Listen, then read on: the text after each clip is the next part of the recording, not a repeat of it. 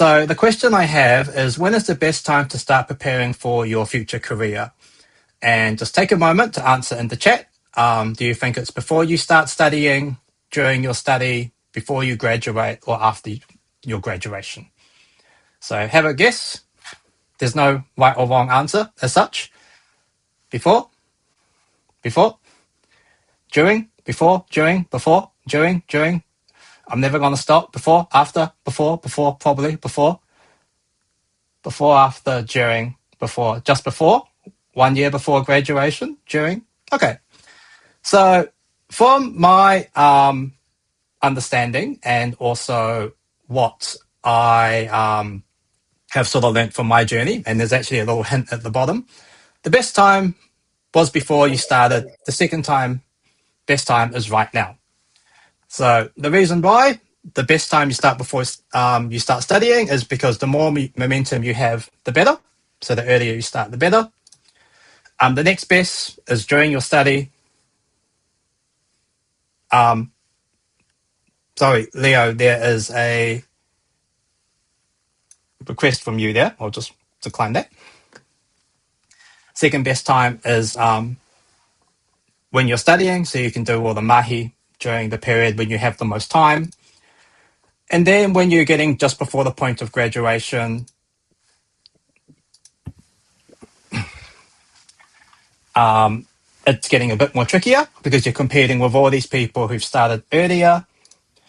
And after your graduation is the hardest part, because it's the hardest path and everything has to be done under immense pressure, which some of you may resonate with. At any one of these stages, at the end of the day, you have to start, which is the main thing. So where was I before I got into the tech industry? Look, as I mentioned, I actually had no motivation, goals, or dreams to get into the tech sector. And as Faith said, look, I was in education. I did student support and recruitment at a private university in Palmerston North. And then I moved to Thailand in education. I did lots of language study. Then after I lived in Thailand, I moved to Japan, and then I worked in e-commerce and recruitment before I came back to New Zealand. So no tech interest, and in fact, I didn't even want to work in New Zealand. However, things happen, and I came back during COVID. So I was like, well, I have to try something, and maybe I will get into tech, because that was where all the cool things were happening. And in all fairness, I didn't even know what business analysis was, and now I am one. So my journey, just to kind of show you that I was in Thailand, Japan, and New Zealand for a good chunk of my adult life. I came back to New Zealand with a whole bunch of experiences, but nothing really clear cut to get into technology. So I studied my master's in business analysis at Vic Uni. And then there was a few things that kind of helped out along the way, like I said, to be some more of tech internship. I'm at Curious. And then obviously I've worked at Red Vesper and Transpower New Zealand, doing a bunch of projects there. So the key takeaways for this talk, this isn't a story necessarily about figuring it all out. It's more about learning how to move forward in spite of that. Because at the end of the day, career development, every part is unique depending on where you start and your line of beginning. In tech too, most people start by figuring things out as they go. Career changes as technology changes. And the tech industry actually rewards breadth and depth, diverse experiences to solve more and more complex problems, because the problems of the world that we're facing are not getting more simpler, they're getting more and more complex. And lastly, you can do it, you just need to take action. So the first step isn't knowing your dream, it's starting to move. So in all fairness, I came back to New Zealand with lots and lots of experience, but nothing related to tech. I didn't have any, and I wasn't in the best headspace as well. So I had to act fast in a market that didn't really know me. Sorry,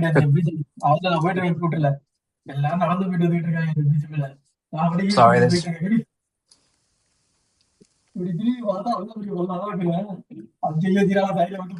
Sorry, could that person go on mute, please?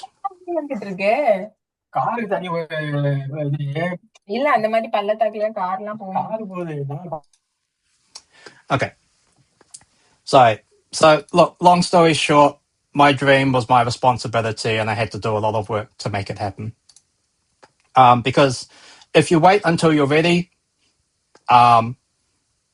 sometimes things won't actually happen.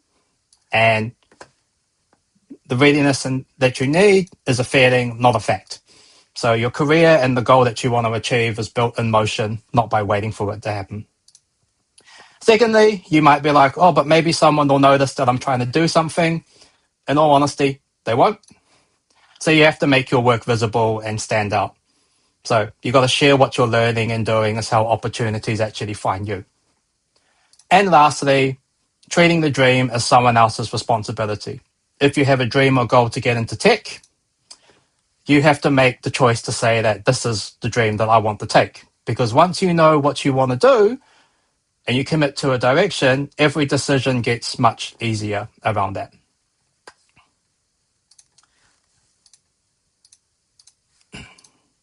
So defining what I call your personal statement is the best thing to do because it focuses your attention from a vague intention to declared declaration.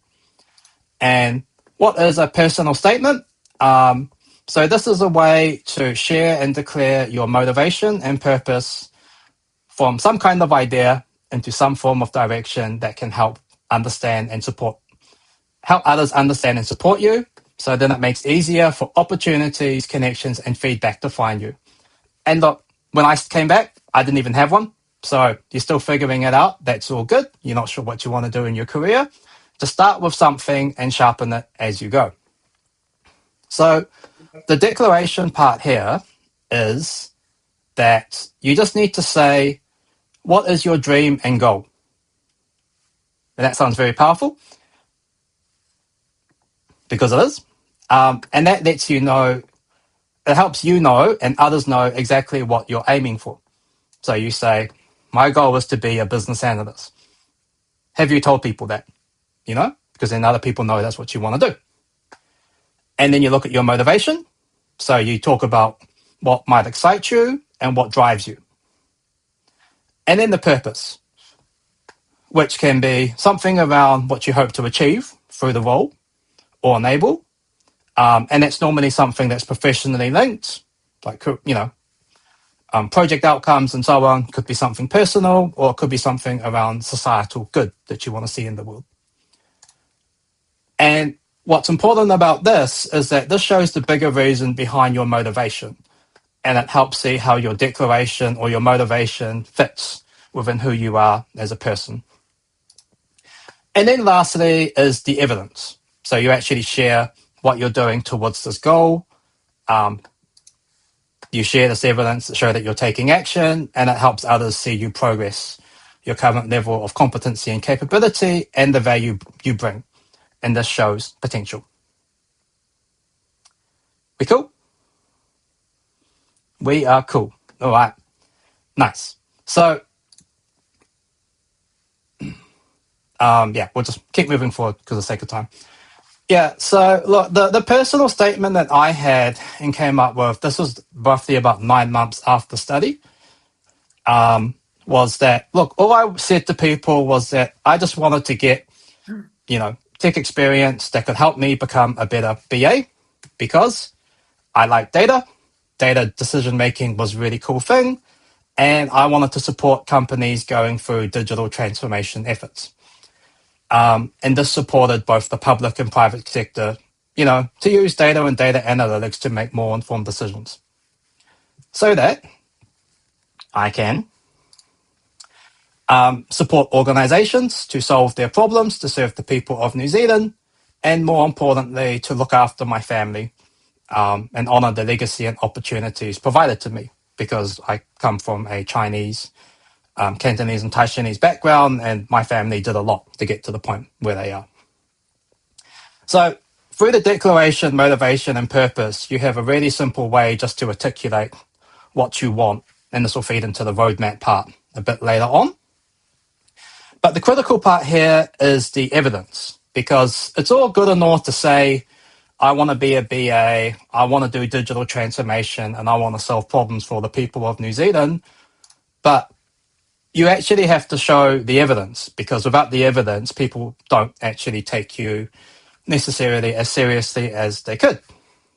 So, in my case, I didn't know what I was doing. I didn't even know what a BA was still. But at least it gave me some vague idea as to go, well, I just have to do a lot. So all the events I attended, connections I made was aimed at trying to service that goal and learning around it, or validating that maybe this pathway wasn't for me. Because in my original personal statement, I wanted to get into cybersecurity because my flatmate told me to. And then I found out I didn't like that.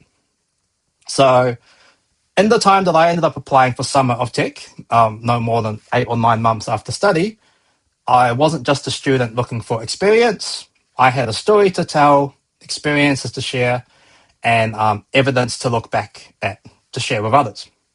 So what did this actually look like? And again, this is my journey. Your journey will be different. So I attended at least 70 different events across that period. And that was including Summer of Tech boot camps, local tech events to understand the market, spent lots of time at career services events to learn about New Zealand culture again and communication skills and so on, spent lots of academic support and also did some club activities even. I actually joined the Vic Uni War Games Club for a couple of sessions. And that was interesting. At the end of the day, I wasn't sure if grades mattered, but I didn't want to take a risk. So I tried to keep academically up to date, maintain the A average. And I was lucky in that I was able to convert some of my recruitment experiences to work in a market research company. Work as a market researcher for a graduate recruitment company here in New Zealand. And I did lots of trend analysis and so on. For them around like digital transformation happening in their sector. I also did some business mentoring as well. And then I also helped out organizing some speaker programs and events. One of them actually with Sophie Chen, and that became the foundation of BA Career.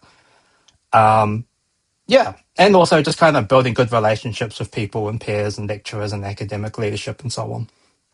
So through all this activity and action and momentum, I did have some things to tell. And thankfully, just by the luck, I managed to get my first internship, because even though I didn't have anything in the time that I showed others in that period, they were like, hey, cool, maybe you have something that you could do and we're keen to bring you on board. So I was, to be honest, super lucky in that period, because the people that I were with, this is our Wellington crew, or catching up for a beer, they were all really smart young people, and they're all off doing amazing things now themselves. So I still don't know how I actually got into the group with them, but the point is that I did, and I had to capitalize on the opportunity. So look, that's my story anyway. Now I'll teach you a little bit about how you can shape that into your own story. And this comes into looking at your career roadmap, which I talked about. And there are 4 focus areas that will influence your career preparation. So before I go into this, I'll just say that most people, you'll have at least some of these activities sort of ticked off, or some actions happening in your activities that you're doing for your study and so on. And having gaps is normal, because we're all going to have gaps and blind spots. However, the more gaps you have, the more challenging things will become down the line. So the first one is learning with purpose. And that's just all in relation to all the things that you could do study-wise, which is your study, self-study, additional programs, and working on your technical and soft skills, and so on. The next one, your job hunting skills. And this includes everything from knowing what roles are out there, knowing the industries, doing your CV and interview practice, doing market research, going to career fairs, getting on Summer of Tech, for example, and knowing your visa and working rights and so on too, if you're an international student.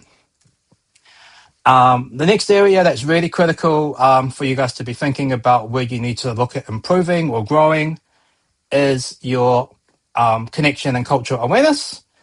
And that can include things like your working styles, communication styles, lifestyle and culture, and things around Te Ao Māori as well. And also getting involved in your club's community and volunteering. And lastly, building your track record, which is essentially things that are a bit more tangible that you can talk about. So that's again your part-time work and internships. Again, maybe you're actually starting to do some activities or leading your club's communities and volunteering stuff. You're also building up some, community support, some mentors and so on, and then also doing some reputation building on your end as well. So this sounds like a lot of stuff. Do you agree? Yep, I'm seeing some heading nod like, oh yeah, but these things here are all the building blocks that you need to kind of start thinking about as soon as possible, because the truth is, most people will start to stumble in areas because of something around one of these areas. I can guarantee it. Because at the end of the day, and I'll show you at the end, this becomes a reflection of who you are, and I'll show you what that will look like as we just go through the last. We'll speed through these focus areas, and I'll share the slides so we can get the questions. Yeah. So look, learning with purpose. Essentially, this aligns to your dream or goal, because as a graduate, postgraduate student, international student, normally the way people view you is what you study is what you want to get a job in. So why does that matter? Essentially, the skills you learn, that people aren't really interested so much about your study history or what you did. They're actually more interested in how you can apply your learnings. So if you did some courses and you learned some stuff and you can show them how you can use it in the real world, that really stands out. You also have time as well as a student. So you have education choices that you can make, and that can help build things that student employers actually want. Because in this day and age, you don't need to wait for an AI course to come around at your university. You can just jump online and learn about AI off YouTube, or even get AI to teach you about AI. And that could be something really cool, right? And lastly, soft skills open doors, technical skills keep you in the room. So people often ask me which one's more important, soft skills or technical skills. For me, it's soft skills, provided you have the technical skills to back it up. Because you can talk yourself into things, but if you can't deliver it, that's sort of the end game right there for you. So the technical skills are still important, but it's the soft skills that will get you into the door. So just some examples as to things that you could be doing just to starting out. You can pick papers and choice study courses that will actually help you towards your goal, and have good grades, because people look at that consistently. You could start to turn those learnings into a portfolio of projects that you can show and talk to, or you could become someone like a tutor or something like that, or teach and share what you know publicly and become the go-to person for others, and people will actually come to you.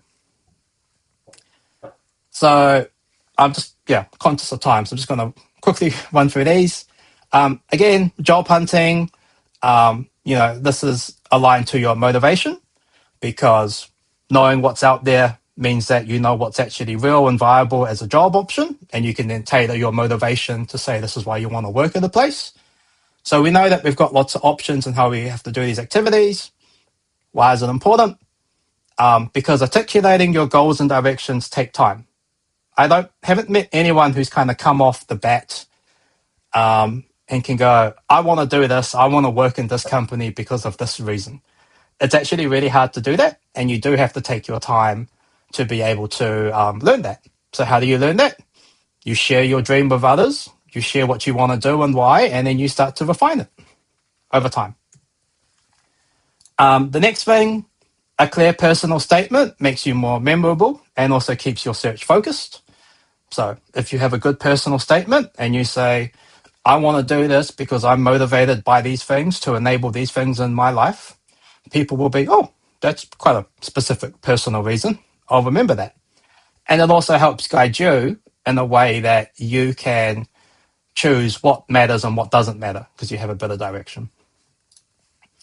And then also, this is obviously important because you need to know what the market's looking for and what you are, where you need to grow essentially to get the evidence to back up what your personal statement says.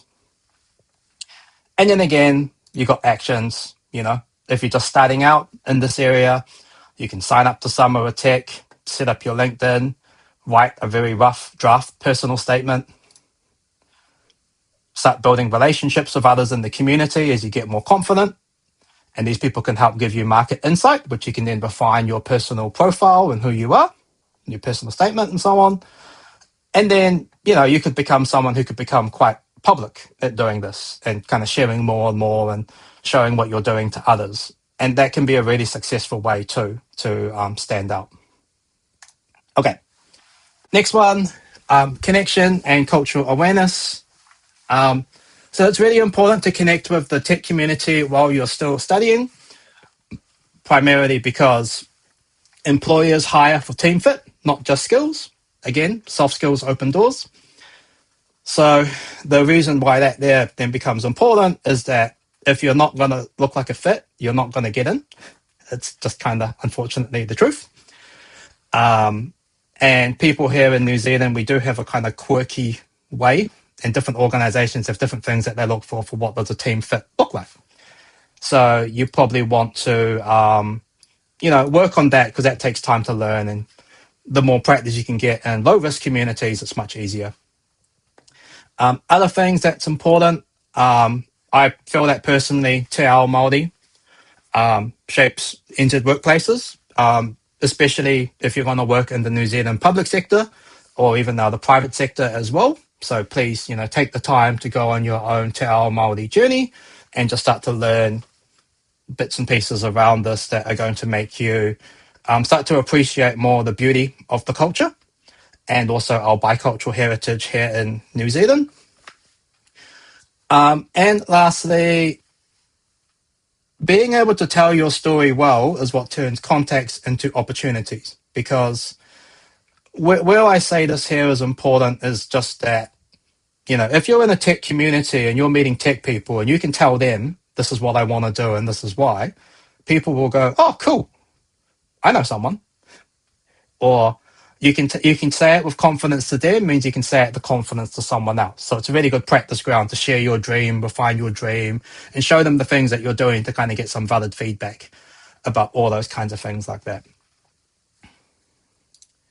So again, checklists, join a club, community, build relationships, and be the connector if you want to stand out. So that means like taking up leadership roles, introduce your friends to people, or run events others people might remember you for. Just some ideas for what you can do. And I think there's a good line here. Build your network before you need it, because you're going to need them more than they probably need you when you're sort of finding your way in things. And at the end of the day, the more value you create with them, the more value they can provide to you later on. That's a little bit of a direct comment from me, but I can assure you it's a really powerful way to build relations in New Zealand. And the people I know who've done amazing things, the level of value creation that they have in the community is, next level sometimes, even as students. So, okay, last one, building your track record. So this one here is more aligned to essentially, what are you doing in terms of your evidence to achieve your goals? And why is it important? Generally speaking, strong profiles get noticed before the formal application process even begins, because organizations generally know what they're looking for before they even go out to market. That's either for a graduate profile, entry-level roles, mid-career roles, or even CEO positions and stuff, right? So they have an idea as to what they're looking for. So if you're already showing up on your LinkedIn, these are the things that I'm doing, or you can articulate those things within a 2-minute conversation, people will notice straight away, especially if they're interested. A few other things. Leadership experiences often show character a CV alone cannot. So if you are in a club or a committee and you've got leadership experiences, you don't have to lead the whole thing. But if you're like a, say like one of our volunteers, she's the CFO of one of the consulting groups in Victoria University. So that shows a lot of value there just based on that rather than, writing things down on the CV. And lastly, building those mentor relationships as well is really good because not only mentors can kind of help you and guide you, but they can make that learning cycle a lot quicker as well. So imagine spending 3 months learning, or you could just have a 30-minute conversation and things change. So action checklist again, if you're just starting out, take your first role and so on. Join a club, do a volunteer thing, or anything that goes on your CV. Then start to build relationships within your community, and then stand out. Maybe lead a project or lead an event or create something of value that others can point to. So,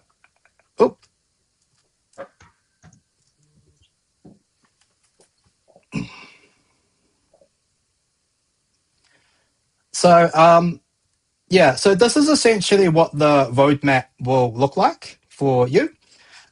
You can see how all the things kind of link up with each other. So all your learning goals and so on, so your dreams will link up with your learnings in a way. And throughout the time of your career preparation period or study, that there will feed into your professional profile at the end of it.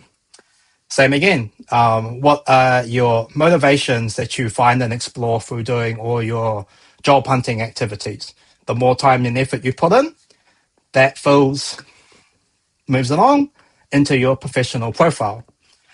And again, your purpose and understanding all the different things around connecting up about New Zealand culture and working styles and so on, all that knowledge there feeds into your professional profile.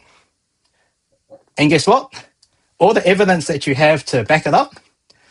So what are you doing to pursue this? All these kinds of things here are going to feed into your your professional profile. And this professional profile thing is essentially what your future employer or a recruiter or a hiring manager might see.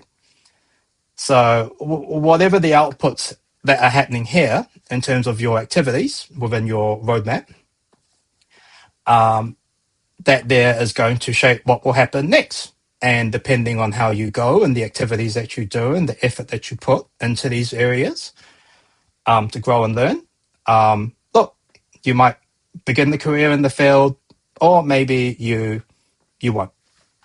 And you have to kind of go back and do more work here to then move forward again. So, look, I'll just probably conscious of time, so I might just go through and rush these slides here. Gosh, animations are not working. Right. So, look, essentially, I went from not knowing anything to having no experience, no network, not really having a clear goal, to then, after 9 months, just by putting in, thank you. Thank you, T. It looks like I have a bit of time. Okay. To really go like, look, I didn't know what I was doing, but I just put in the mahi the best I could. So I started to get an idea and direction for my goal, motivation, and purpose kind of clear, or I could at least articulate it to others. And then I had all this evidence to back it up. And people then look at that and they go, oh, okay, this person at least must be serious enough to try and get into tech, which I do remember one of my mentors at my company said, because he said that I was a bit of a networking nut job. And hey, presto, that's how I started my tech journey. So the key thing here is that your vague ambition, whatever it is, becomes visible progress once you're actually just putting in effort into all those areas that I talked about. Because look, at the end of the day, I appreciate that it is hard and it is difficult, but now at least hopefully some of you have a structure to look at and go, okay, well, here are the areas I need to put my time into, broken up into four, relatively, I hope, easy to understand group, and you can then take access from there. So, yep, that's just an example then of actually, when you look at all the things I did in that period, I probably ticked off all of them one way or the other in a very short period of time there. And that led to me then, hey, getting a Summer of Tech internship by the end of it. So, yeah, just a few things. Obviously, don't do everything at once because you will burn yourself out. So start in phases. Just do small things. Try write your first statement, and just do the basics well. And just try and do things in a way that's manageable for you. And then once you are kind of getting into the swing of things during study, start to get active, and you can start doing all these activities here. And then before you graduate, this is where you need to refine everything that you're doing. So that's when you start to tailor up your applications, start chasing up your network, and start sharpening up that personal statement and the evidence story bank that you have to demonstrate your value to the market. Yeah. And look, the phases work only if phase one starts day one, because at the end of the day, the later you start this kind of thinking and activity, the less time you have. So if you want to leave it to before you graduate to do all of this, that's okay. You just have a lot less time. And if you want to go and do a little bit like me and maybe do it even before study started, that's okay. You just have to put in more work. Yeah. And look, I'll just share this with you here. So there's just some like useful advice around things if you're an international student, if you're the first in your family, if you have some learning differences, neurodivergency, which is all good, or your career changes. There's just a few little words there. But regardless of your background, you do have permission to declare your ambition. Belongs to everyone, wherever you start on your journey. So look, it doesn't matter where you started from. Just tell people this is what I want to do and this is what I'm doing about it. And people will respect that a lot more than you think, because it takes bravery in a lot of ways to tell people you're trying to do something new or trying to do something different. And the more people you tell, the more people will actually start to come around to getting into this. Because in my family, I'm the only person directly in tech in my immediate family in New Zealand, for example. All my other family did things like, it sounds very Chinese, things like medicine and stuff. So for me to tell them I was going to do this, they were like, whoa, that was different. So, yeah. Yep. And look, in any case, to start earlier, the more time you have, the more you build. Please check up on your friends and so on as well, because this is something that you go through together. And also, look after your mental health as well, because this stuff here can be taxing and tiring, and I get it. And, given the challenges that I went through in order to get to where I got to, I don't recommend that, you want to look after yourself doing these kinds of things, because without good well-being, nothing else really kind of works together very well. Yep. And there's just a whole bunch of things here as well, which you can just have a look at too. But the three things that I'll just call out is that, you got to take people's time seriously if you're reaching out to others, because, again, a lot of people are giving up their time voluntarily, or they've got 100 other things going on in life.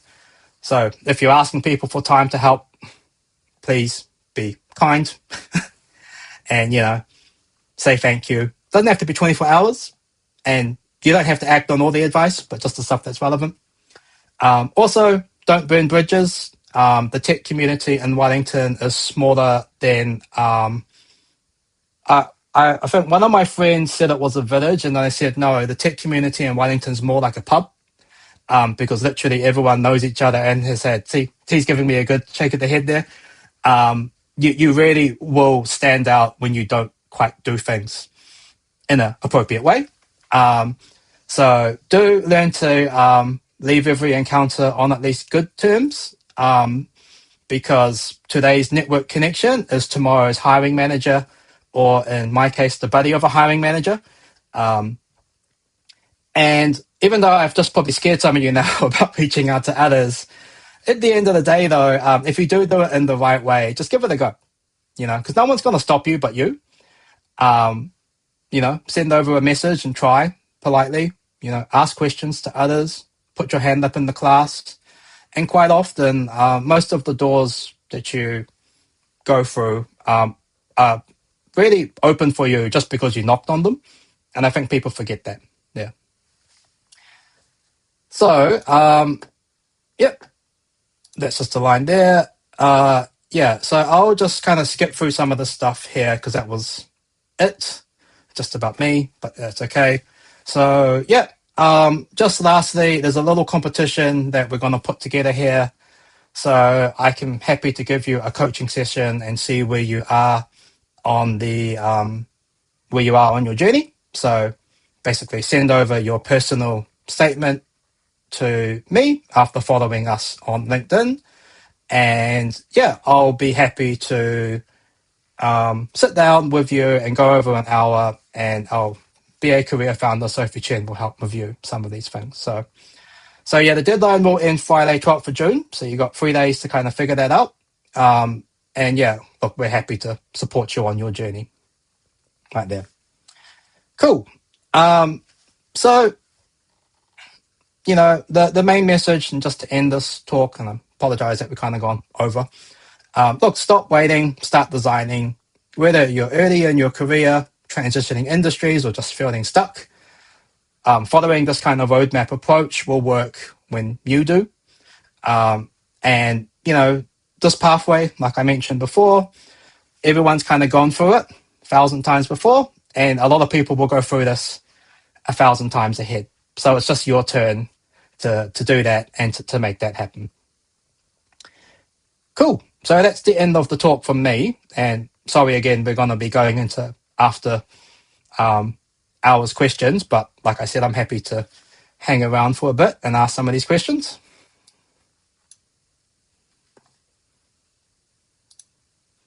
Thank you so much, Greg. That was really insightful. I love the point about not waiting until last minute so that everything feels certain before you act, and treating your career as something you design and refine rather than just wait on. Over to you, Faith.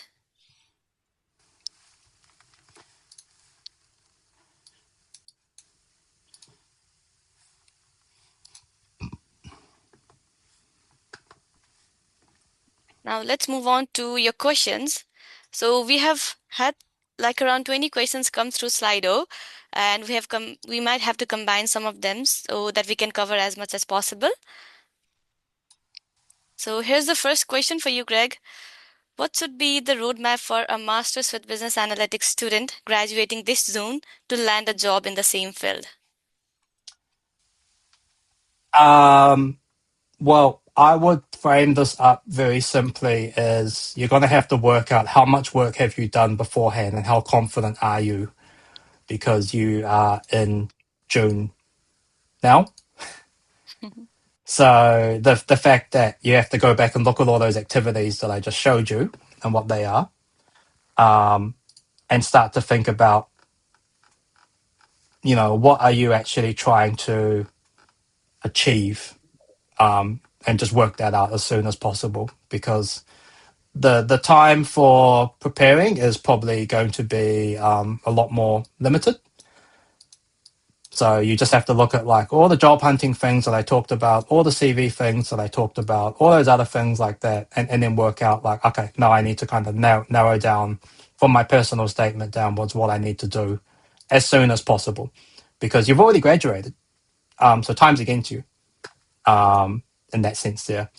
And the market is going to keep moving and opportunities are going to come and go, and you just have to be ready for them the best you can now. Yep. Thank you, Greg. And that's another question here.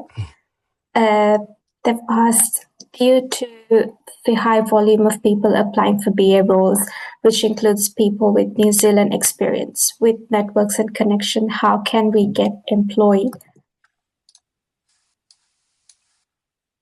Sorry, could you repeat that question or show me the question? Oh, due to the high volume of people applying for BO roles when included people with New Zealand.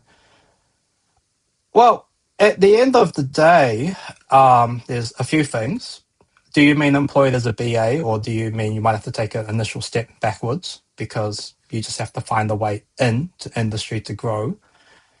And secondly, you still have to find your unique identifier for your unique value proposition for your personal statement. Because yes, it is competitive, but funnily enough, people from international backgrounds or career changes and so on, you have skills that other people don't have. So you just have to find what those are, and kind of learn how to articulate that in a way that delivers value. And, sometimes again, look, I started out as an intern, and it was a great way to get exposure directly with a lot of senior stakeholders who were really good to me. So, even starting out in junior roles can be a great way, at least, just to kind of move forward with your career, because you get that exposure and you learn from others who are really able to help you out and stuff with your growth.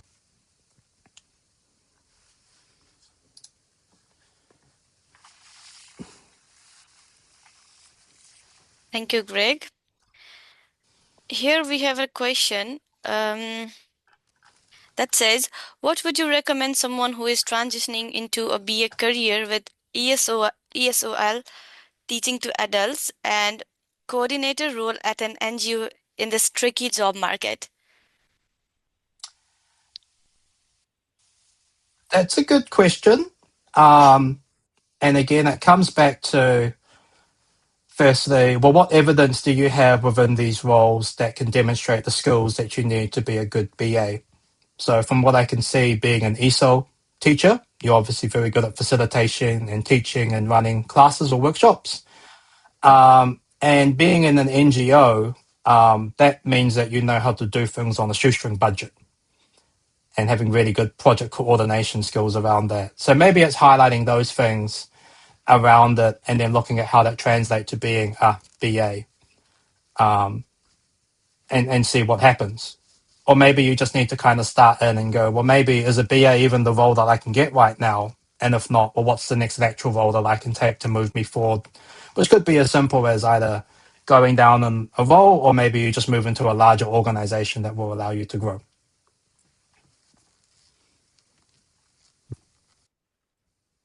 Yeah, awesome. And there's a question from Eric. What were some mistakes you made in your career roadmap, and what did you learn from them? Oh, lots of them. You'd have to join me in the pub for that. Look, I can tell you a real easy example that I was thinking of. So even when I organized the event for myself, I called the person on the call who I was talking to the wrong name like 15 times, and I didn't actually realize it. And that sort of burnt my bridge with that organization, probably. Or at least that person. Or maybe he didn't even realize. I don't know. But the point is that you will make mistakes, and the only way that you're going to learn is by actually making them. You know, tech is about problem solving, like I said. And if you don't like making mistakes, then problem solving is going to get really tricky, because a lot of the times we don't have the answers there, and it just becomes kind of natural. So even though, I still make mistakes with names, Sophie can tell you, but at least I'm a lot more conscious about it around that there, to kind of not do those kinds of things in the future. The other thing too that I would say is that, it is a lot of work, and you will face pressure from others. You put a lot of pressure on yourself, and sometimes you just need to trust the process and go with it, because sometimes the things aren't about you. It's just that the market's not in a great position, or you might do your best and things don't work out because there was someone else, better for the role or better for the opportunity. But that shouldn't be a reason that, okay, be down on yourself. Be proud of yourself, the fact that you got there, and then you focus on the next opportunity. Thank you, Greg. Now here's one question for you. So that says, might be a basic question. May I know where to look for a BA mentor? Is there a BA mentorship group in New Zealand? Short answer, not. If you contact the IABA, actually, there is one potentially options there, maybe in Auckland, or another one you could look for is BA Cohort, which is also based up in Auckland. I think they run some mentorship programs up there. The other thing too that you would want to do is possibly even just go reach out to a BA and, or go join a community of senior BAs and just go talk to them, because sometimes people think mentoring is this thing of like you have to have this exclusive one-to-one relationship, whereas sometimes mentoring is just having someone a bit more experienced than you around you in your proximity. Like one of my mentors when I came back, he wasn't even in tech. He just came back from Japan in the way that I did, and he was giving me all sorts of advice and stuff, and that really helped me. And all we would do is go catch up once a month for beers and have a chat about life, and then we would move on. That was it. Thank you, Craig. So I'm gonna combine a question with this one because we have a lot of this question. So what it says is, I have BA qualifications and experience, used cases, etc., but still unable to get jobs.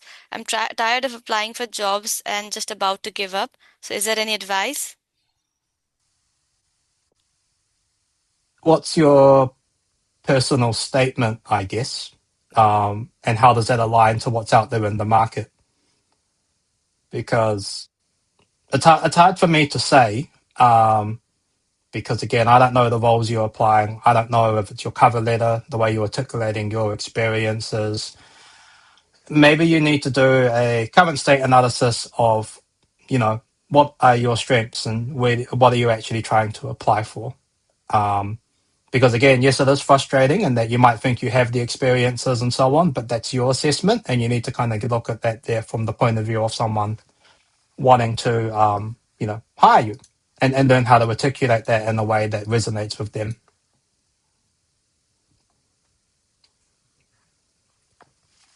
All right. Yeah, I think we have time for just one more question.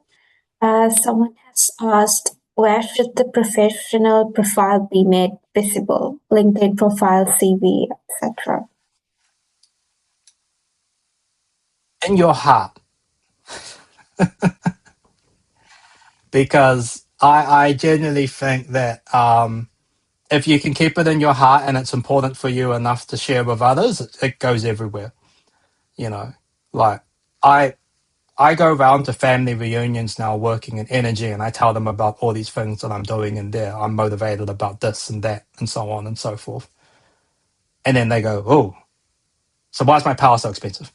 And then I go, that's another company's problem like that there, and so on. So I really think that you should actually make it, it's not something that you just write down and forget about. Like I said, this is something that's actually personal to you and what you want to be perceived as. Because if you just treat it like, oh, this is me, and then your evidence doesn't back it up, it doesn't actually have any weight or value.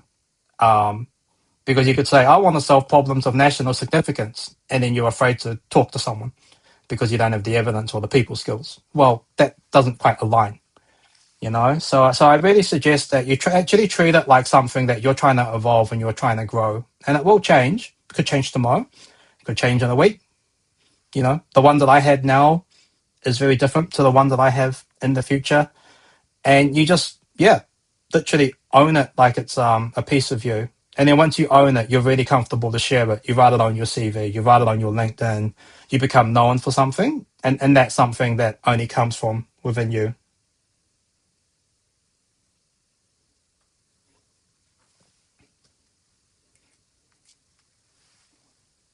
Yep, that's very insightful. So because of time, I think we are coming to an end. But if there's anything else you need to add, Greg?